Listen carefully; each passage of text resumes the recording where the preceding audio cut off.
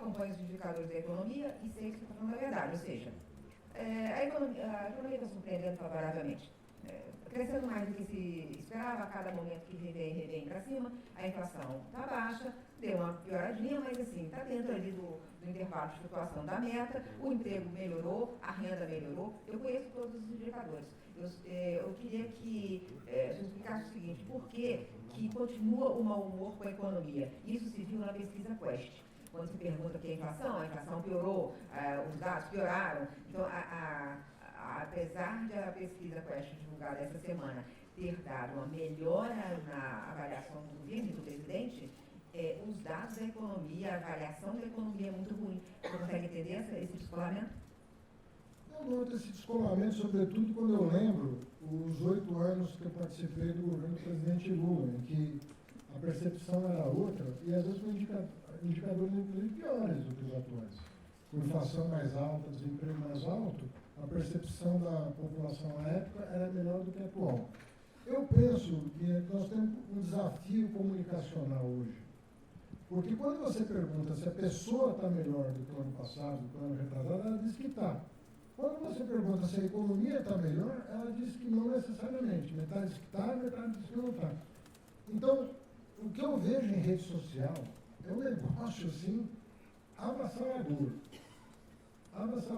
de desinformação. E isso não está partindo dos meios de comunicação. Não está partindo dos jornais, não está partindo das TVs, não está partindo das rádios. Mas tem uma contaminação hoje Mas você atribui isso a comunicação digital e as... o que eu vejo em rede é muito sério. É muito sério. Porque assim não bate com a realidade. A pessoa falando que o desemprego está aumentando. O desemprego é o mais baixo da série histórica. O pessoal fala que a renda está caindo. Né? Nos últimos 28 anos, nós não tivemos um incremento da renda tão grande quanto o de 2023. A inflação possivelmente vai ser a menor, em média,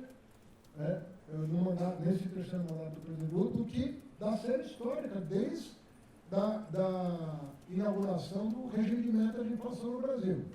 Bom, então, do que nós estamos falando? Né? Então, tem aí um desafio de comunicação que não é fácil de superar, um desafio importante, mas, efetivamente, nós temos uma oposição de tipo novo no Brasil. Nós tínhamos 2 partidos, um de centro-esquerda e um de centro-direita, que se alternaram no poder com alguma regra de civilidade em termos de convívio. Fazia-se oposição, mas nunca se comprometia o futuro do país, as instituições. E hoje não é assim. Não é assim. Nós temos uma oposição hoje que realmente atua para minar a credibilidade das instituições, dos dados oficiais, do Estado brasileiro, e eles atuam diuturnamente nas redes sociais. Eu nunca vi um negócio desse. É uma prática proto-fascista mesmo, não tem outra palavra. Quem estuda história sabe do que eu estou falando, como é que começa essa coisa.